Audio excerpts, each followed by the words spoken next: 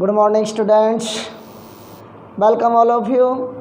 Today we are going to about topic शुद्धिकरण. कल हमने अपने टॉपिक में शुद्धिकरण का जो समावेश किया था, आज उस टॉपिक को अपन आगे बढ़ाते हैं.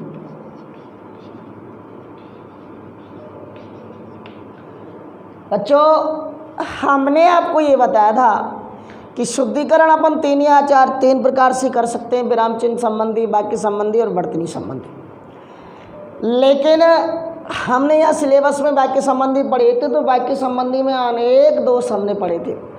पहला शुद्धिकरण में हमने पढ़ा था संज्ञा संबंधी, और इस संज्ञा संबंधी को हमने दो भागों में बांट दिया था. नंबर 1 अनावश्यक संज्ञा और नंबर 2 अनुपयुक्त संज्ञा. नंबर 2 पर हमने लिखा था सर्वनाम. ये 3 प्रकार के पार्ट बताए थे, 6 प्रकार के पार्ट बताए थे. कैसे कैसे इनमें शुद्धिकरण होता था वो हम अगले टॉपिक में जो निकल चुका था वीडियो, उसमें बता चुके थे. आज हम तीसरा पार्ट शुद्धिकरण का जो पढ़ते हैं वाक्य शुद्धि में, और वो पढ़ेंगे अपन विशेषण संबंधी.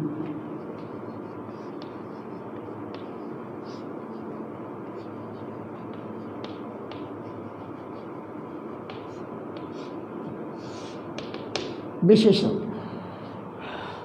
स्टूडेंट्स, हम आपको बता चुके थे कि विशेषण जो है विशेषता बताता है, और विशेषता किसकी बताता है? विशेष की. अर्थात विशेष की विशेषता बताने वाले शब्दों को विशेषण कहते हैं. अब यहाँ ये बात देखनी है कि विशेष है कहाँ, तो यहाँ अशुद्धि होती कैसी है. देखो कैसे इस विशेषण का जो प्रयोग है ना, इस विशेषण के प्रयोग लिंग के अनुसार यानी संज्ञा के अनुसार ही निर्धारित होता है.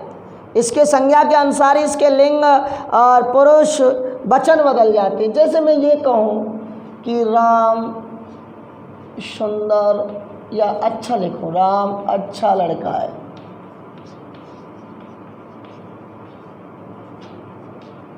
अब देखो तो ये जो है ना विशेषण जो है ये कर्ता पर डिपेंड करता है.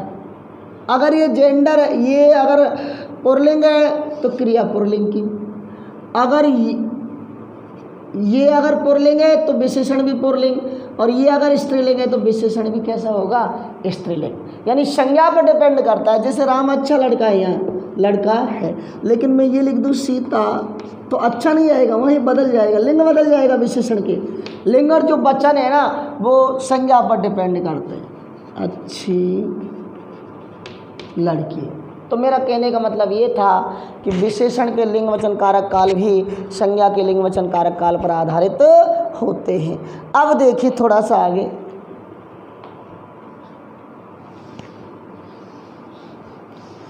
यहाँ ये बात आई थी कि हम विशेषण शब्दों का लिंग वचन कारक की दृष्टि से अशुद्ध प्रयोग करते हैं. जब अशुद्ध प्रयोग करते हैं तो वो विशेषण संबंधी अशुद्धियों में आ जाती हैं. दोस्तों, दिक्कत ये बात की है कि हम प्राय काफ़ी दिनों से इन विशेषण शब्दों का प्रयोग ही अशुद्ध करते आ रहे हैं. वो देखिए कैसे करते हैं अपन. कुछ शब्द ऐसे हैं जो अशुद्ध हैं और जिन्हें अपन शुद्ध रूप में प्रयोग करते चले जा रहे हैं. यहाँ मैं सारणी बना रहा हूँ, एक तो मैं अशुद्ध लिख देता हूँ और यहाँ फिर शुद्ध लिखूँगा. पहले अपन बाद में देखते हैं समझने के लिए, तो पहले अपन लिख देते हैं अनेकों. अशुद्ध है, शुद्ध है, अनेक. कैसे में अभी देखते हैं.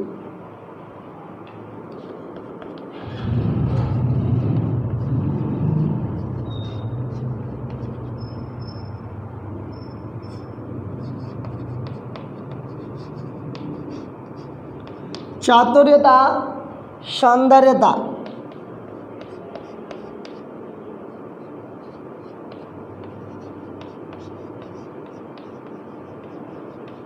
भारी प्यास,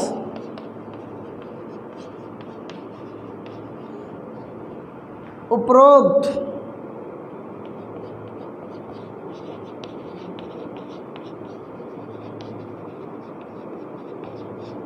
बुरी कुदृष्टि। अब देखें कुछ शब्द ऐसे, अनेकों शब्द है, हम खूब देखें, मेरे पास तो अनेकों वस्त्र हैं, अनेकों कट्टा हैं, अनेकों सामान के ढेर लगे हो, इस तरह बोलते हैं, अनेकों पंखे हैं।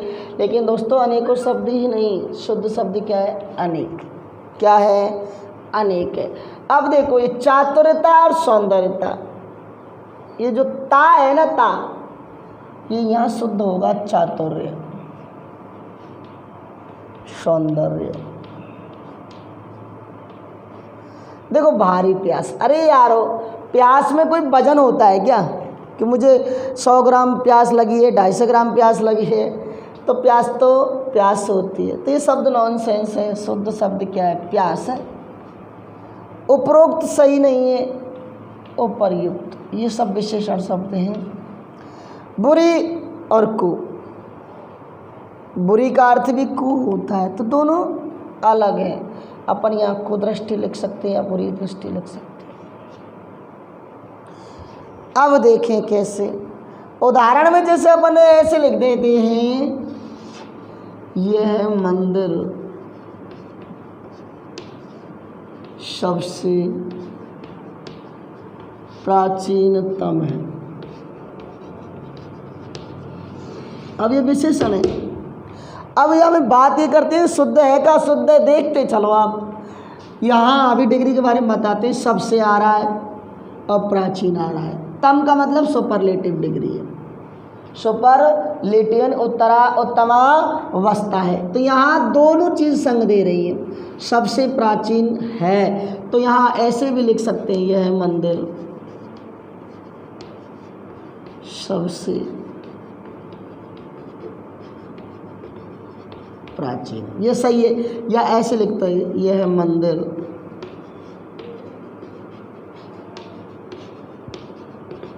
प्राचीनतम है। यानी तम या सुंदर दोनों में से किसी को भी हटा दें, किसी को भी हटा सकते हैं। तो ऐसे विशेषण संबंधी अशुद्धि आती, जैसे मेरे पास अनेकों थाल हैं, तो अनेकों नहीं हट जाएगा, क्या आएगा? अनेक। तो इस तरह अपन ग्रहित, ग्रसित, ग्रस्त, ऐसे शब्द बहुत प्रफुल्लित, प्रफुल्ल, ये सारे शब्द जो है ना अपन अशुद्ध करते चले आ रहे हैं बहुत दिनों से। बहुत, हमारे इसमें कोई दोष नहीं है, क्योंकि अपन जैसा पढ़ते हैं वैसा ही सोचते हैं। तो ये तो रही आपकी व्याकरण विशेषण संबंधी अशुद्धि।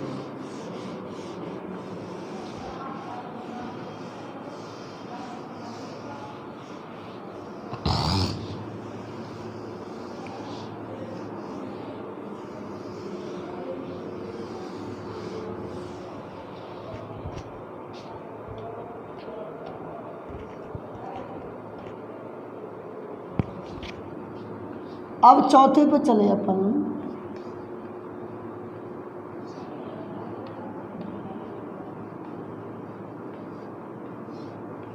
क्रिया संबंध। मैंने आपसे कहा था बच्चों की 10वीं में क्रिया एक अलग से टॉपिक है जिसे अपन पढ़ा चुके हैं।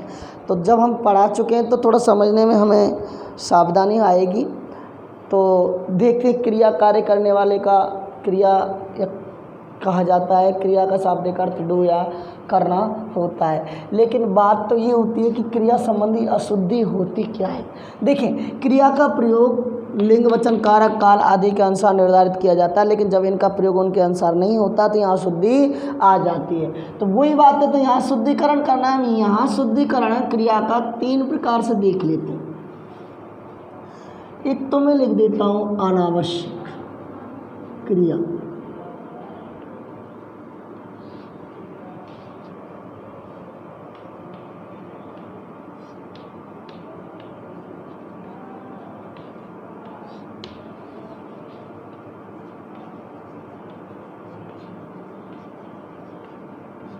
अनुपयुक्त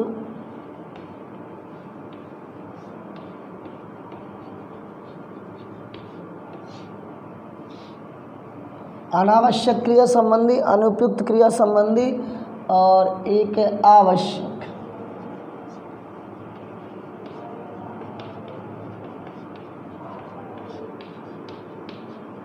देखते चलना, अपन शुद्धिकरण को बहुत अच्छे तरीके से हैंडल करेंगे।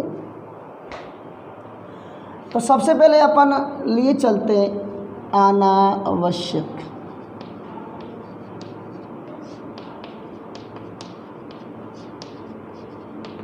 देखो, इससे पहले हमने शुद्धिकरण में अपना फर्स्ट टॉपिक ही पढ़ा था संज्ञा संबंधी। संज्ञा संबंधी शुद्धिकरण में हमने दो प्रकार बताए थे बच्चों, अनावश्यक और अनुपयुक्त। अनावश्यक में संज्ञा पद में कहा था जब दो संज्ञा पद किसी एक ही अर्थ में प्रयुक्त होते तो एक को हटा देते। तो सेम कैटेगरी है ये, जब दो क्रियापद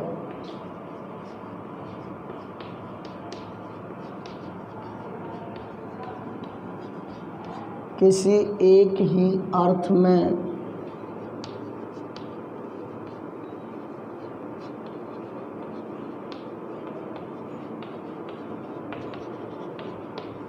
हो रहे हैं तो वहाँ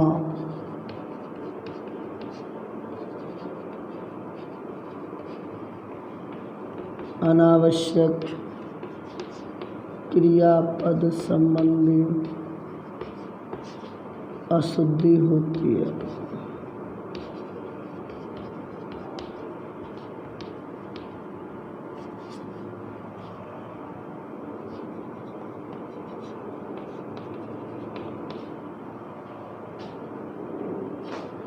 तब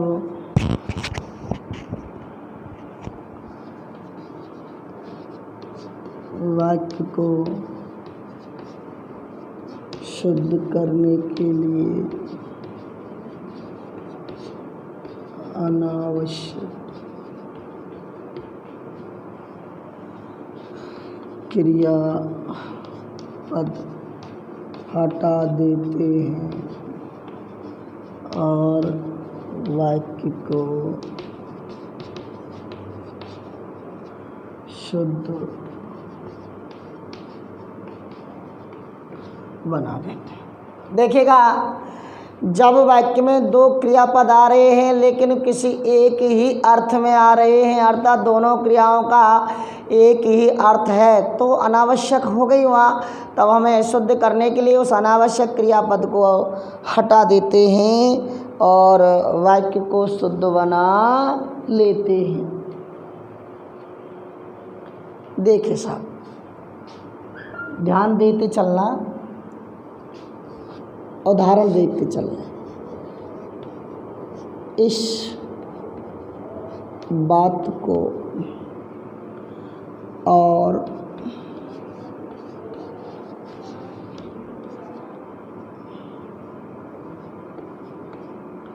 स्पष्टीकरण करने की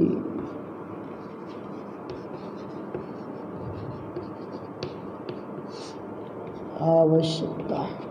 उदाहरण है कि इस बात को और स्पष्टीकरण करने की आवश्यकता है। तो देखिए, दो क्रिया, एक करण और एक करना, दोनों क्रिया एक ही अर्थ में प्रयुक्त हो रही है। आप कहोगे साहब कैसे हो रही है, दो क्रिया है करना, ये देख लो आप। उदाहरण एक को छोड़ के देखें, इस बात को और स्पष्टीकरण की आवश्यकता है। अब यहाँ ये करना छूट गया, अर्थ सही निकला। तो एक क्रिया कैसे आई, अनावश्यक। कैसे आई, अनावश्यक। दूसरे हटा के देखें,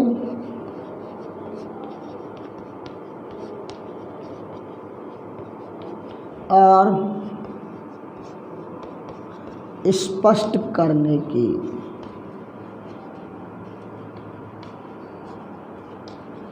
यहाँ ये छूट गया। तो मेरा कहने का भाव आप समझ गए होंगे कि जब दो क्रिया आती हैं लेकिन वो किसी एक ही अर्थ में प्रयुक्त हो जाती हैं, तब हम एक क्रिया को हटा देते हैं और वाक्य को शुद्ध बना देते हैं। तो वहाँ कौन सा आता है, अनावश्यक क्रियापद। समझ रहे हैं ना आप, समझते चलना, बहुत बहुत ध्यान लगा के पढ़ना है आपको।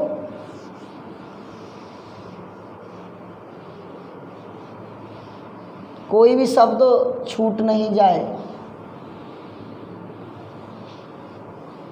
क्योंकि अगर छूट गया तो बहुत पीछे चले जाओगे। नंबर 2 पे चलें, देखो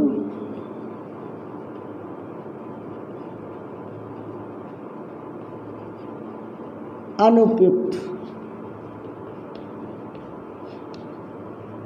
क्रियापद।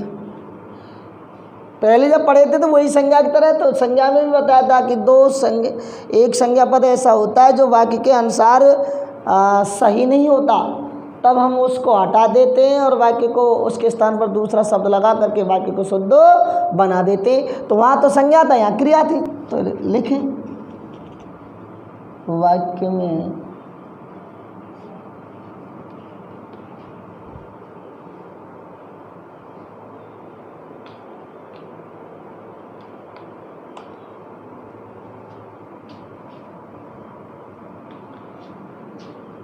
एक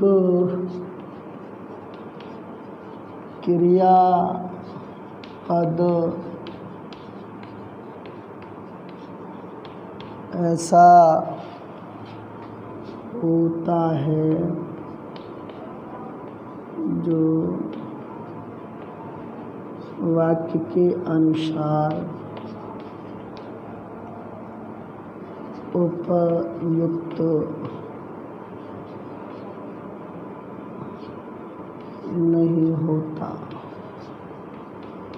तब शुद्ध करने के लिए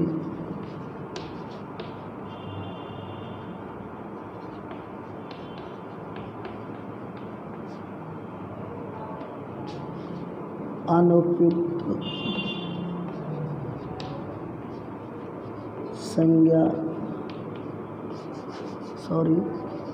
क्रिया पद को हटाकर उसके स्थान पर उपयुक्त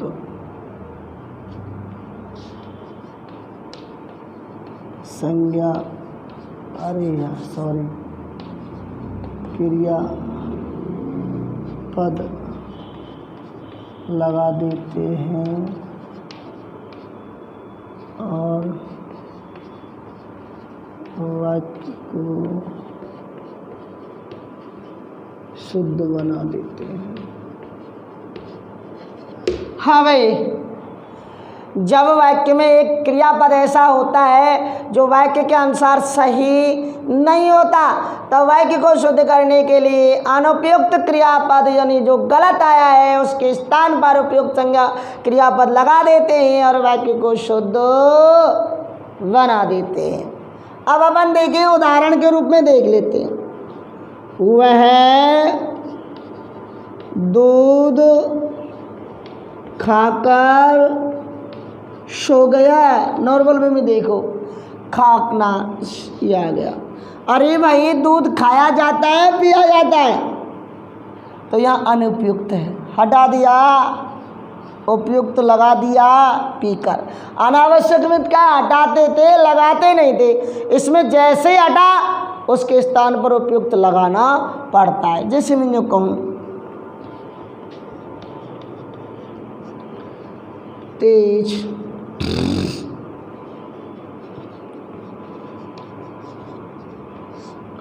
तेज तूफान के बावजूद जहाज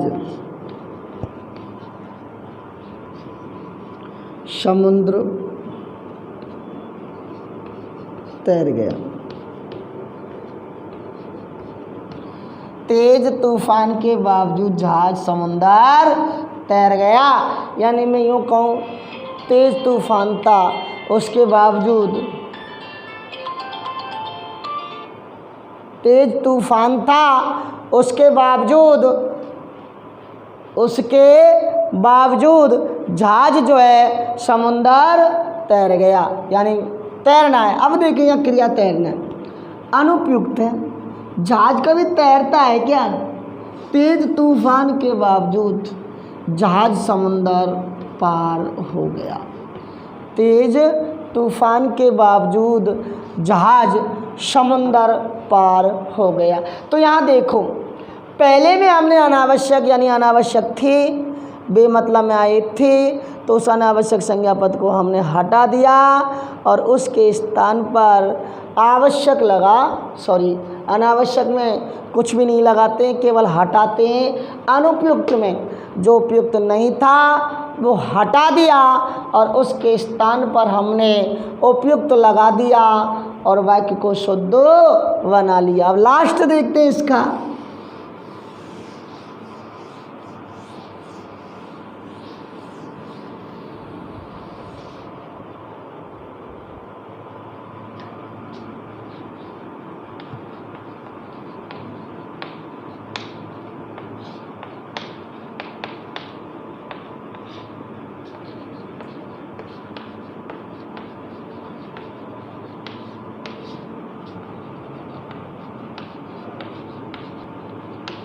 अब तक हमने पढ़े अनावश्यक पढ़े, अनुपयुक्त पढ़े। कोई अनावश्यक था उसको हटा देते हैं, कोई अनुपयुक्त था उसके स्थान पर लगा देते हैं। लेकिन यहाँ देखो साहब, पूरे वाक्य में कोई भी शब्द गलत नहीं होगा, पूरे वाक्य में कोई भी क्रिया अनावश्यक नहीं होगी, कोई भी अनुपयुक्त नहीं होगी। फिर शुद्धिकरण करने के लिए ऐसे क्या काम की आवश्यकता पड़ गई हमें कि गलत भी नहीं है, अनावश्यक भी नहीं है, फिर अशुद्ध क्यों है? क्योंकि कुछ शब्द मिसिंग हैं, छूटे हुए हैं। तो हम वाक्य को शुद्ध करने के लिए वो छूटे हुए शब्द हैं उनको उस स्थान पर लगा देते। लेकिन हम क्रिया की अशुद्धि पढ़ रहे हैं तो आवश्यक क्रिया तो क्या छूटेगी? क्रियापद ही छूटेगा। तो हम छूटे हुए क्रिया को लगा देते हैं। जैसे इस लड़की ने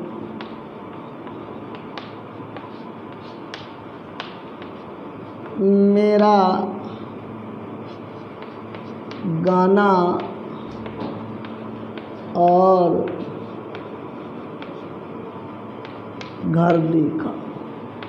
देखो सर, पूरा वाक्य है कि इस लड़की ने मेरा गाना और घर देखा। लड़की ने मेरा गाना और क्या देखा? घर। एक क्रिया आ गई, घर देखना। कोई भी वाक्य देख शुद्ध देखो, कोई भी शब्द अशुद्ध नहीं है, कोई भी गलत नहीं आया है, अनावश्यक है नहीं है, आवश्यक हमें जोड़ना है। अब तक तो हटाते थे, अब जोड़ रहे हैं। देखो, इस लड़की ने मेरा गाना और घर देखा। तो लड़की ने मेरा गाना देखा जाता है क्या? आप कहोगे साहब हम टीवी में गाना देखते हैं, तो गाना देखा नहीं जाता, गाना सुना जाता है। तो इस लड़के ने मेरा गाना सुना और घर देखा। तो यहाँ आवश्यक क्रिया हमने जोड़ दी, कौन सी? सुनना। तो इसलिए यहाँ आवश्यक क्रियापद संबंधी अशुद्धि। एक और उदाहरण और देख लेते हैं। सुशीला विद्यालय में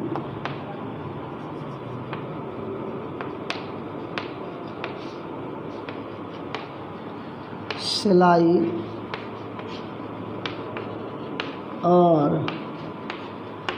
अंग्रेजी पढ़ती है।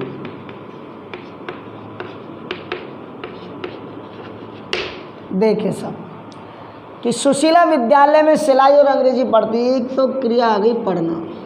बाकी देखो पूरा कोई अनावश्यक है नहीं, कोई अनुपयुक्त है नहीं है, फिर भी वाक्य शुद्ध है। अर्थात कोई छूटा हुआ क्रिया है, अब उसको हमें लिखना है साहब। देखें, सुशीला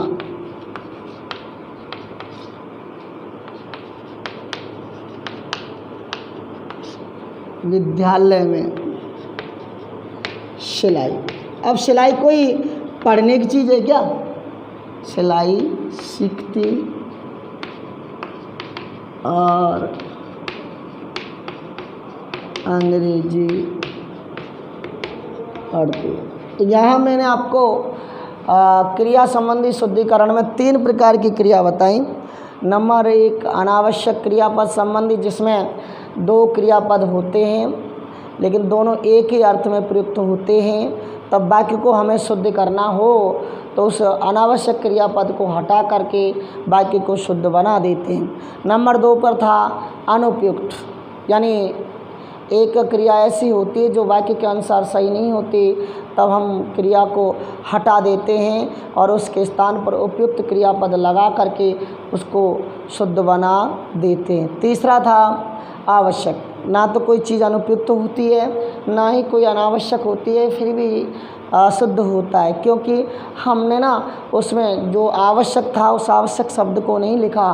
तब हम वाक्य को शुद्ध करने के लिए छूटे हुए उस शब्द को लिख देते हैं और वाक्य को शुद्ध बना लेते हैं। इस तरह हमने आपको इस शुद्धिकरण में अब तक संज्ञा पद संबंधी पढ़ाए, सर्वनाम पद संबंधी पढ़ाए, विशेषण संबंधी पढ़ाए और क्रिया संबंधी भी पढ़ाए। मैंने अपने हिसाब से ये बिल्कुल सिंपल वे में आपको समझाने की कोशिश की, उदाहरण भी सरल दे करके आपसे जुड़ने की कोशिश की। आपने इनको पूरी तरीके से पढ़ लिया होगा। पढ़ें और कोई समस्या आपको आए तो कमेंट्स में बताएं। अगली क्लास में हम आपको लेकर के चलेंगे इससे अगले वाले टॉपिक में। तब तक आप पढ़ते रहें, सेफ रहें। धन्यवाद।